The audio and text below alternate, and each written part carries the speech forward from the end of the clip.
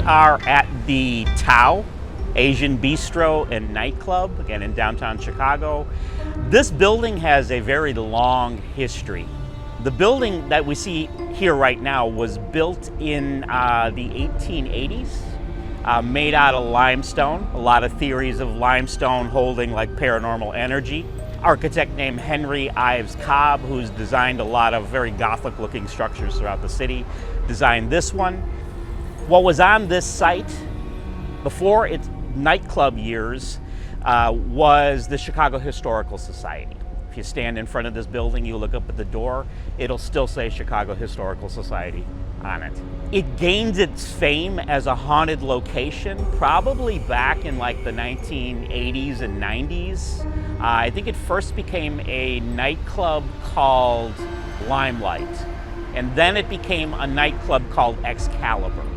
And it seemed like during those years, that's when most of the ghost stories started. Mostly from people working in the nightclub and people who would come here.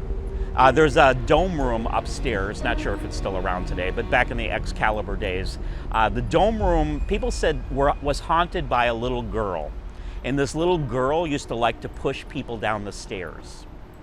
She also apparently haunted the restroom.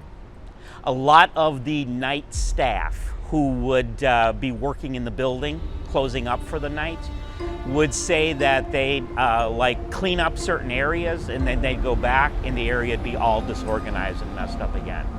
They also reported the same things of some sort of spirit like pushing them, either down the stairs or pushing them in like the hallways. But they used to have actual candles, I guess, in the day that used to be lit down the one of the stairwells, and they would like blow out these candles at the end of the night, and then sometimes they turn around and the candles would be all back on again. Now, why we think this building is haunted is before it was built as the Chicago Historical Society, this particular building, there was an older building on this site which was also used as the Chicago Historical Society. During the Great Chicago Fire, a lot of people, fire starts south of here, a lot of people are moving north to get away from the fire. There were several of these heavy-duty limestone structures built up here, including the Chicago Historical Society building, which people were told was fireproof because it had all those artifacts in it. So they said people started gathering inside the building, which obviously when the fire went through here, they realized the building was not fireproof. So a lot of people may have died on this site during the Great Chicago Fire.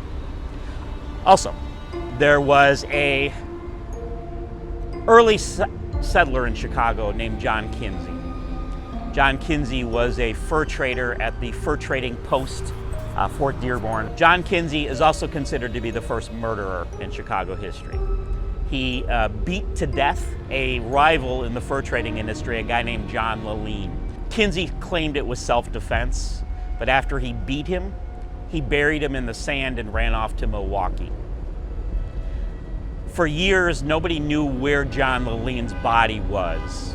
But during a construction project near Illinois and Dearborn, the Jazz Record Mart was there for a while, they found the bones of John Laleen, which were stored here in the original Chicago History Museum.